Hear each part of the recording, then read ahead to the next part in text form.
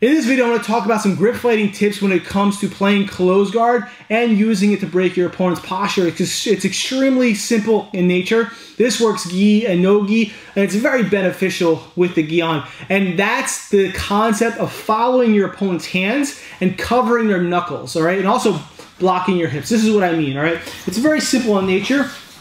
But it does take some practice because you need to be able to follow your opponent's hands. So basically what I'm going to do is I'm going to take both of my hands here, right? And I'm going to pressure them into my opponent's hands. It doesn't matter if he has his palms down or if he's grabbing my belt with his knuckles or anything along those lines. I'm just going to take my hands, the palm of my hands, and I want to pressure and find their knuckles or his fingertips. And I'm doing this here, like that. Okay? It's such a simple thing. However, go hold me tight here. It's very hard for him to deal with. Okay? I'm pressuring on the knuckles. Because now when he goes to get his hands on my hips or do certain things, so get his position, right? I'm following.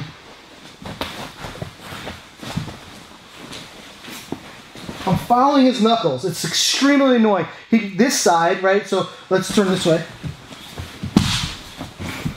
On this side, he grabbed my pants, right? And I still did the same thing. I just palmed his knuckles and I just followed. I'm just palming the knuckles. Following. It's extremely annoying for the person who's trying to get their grips. Essentially what I'm doing is I'm taking his concept of active hands, right? Sticky hands, and I'm using it against him. Whereas I'm following his hand, I'm sticking on his hands. Now I don't want to just do this forever, because at some point he might stand up. But it's going to be harder for him to stand up because I'm following his hands, right?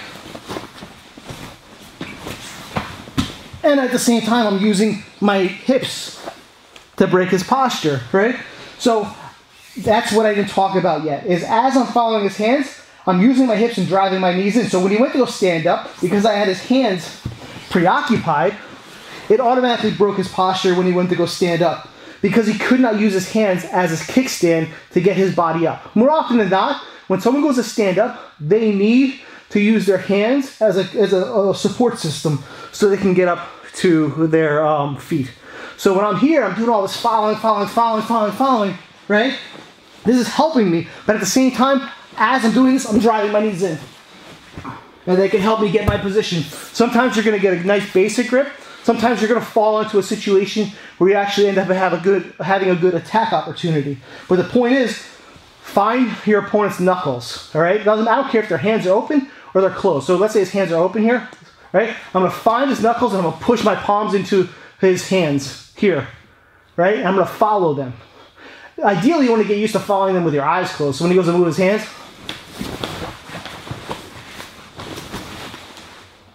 you want to get to that point, all right? It may take a little bit while, but if you find this connection, right? That's why like people who are blind are still very good at wrestling and still very good at doing jiu-jitsu, right? Because they're able to feel everything, right? And once they get used to feeling everything, it's almost like they could see without seeing. So I could push his hands and not be able to see it, but I could visualize in my mind, even if he moves his hand, yeah, where his hand might be. Okay, so you want to get used to this stuff. And as this is happening, we're driving our knees in. So we're always driving our knees, so go. We're driving our knees in as we're following. Oh.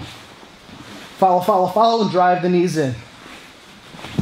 It's an extremely simple concept, but it works a lot. So let me rest him more. Let's say Russ's hand is flat. Here, we're pretending he's on my gi. I'm going here. 1, 2.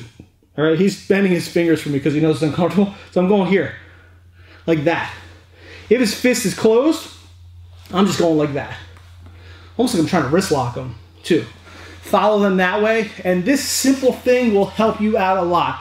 I learned this by having this done to me. One of my training partners, years ago, they came back from training at a school for a little while, and then I went to go basically play my guard passing against their closed guard, and I couldn't do much of anything because they kept following my hands, and the light bulb went off. I was like, man, like, this is something that I should be doing. So that's an important thing to work on. And an additional thing, pay attention to what your training partners are doing, right? And make use of the good things that are happening to you, so that way you can add them to your game.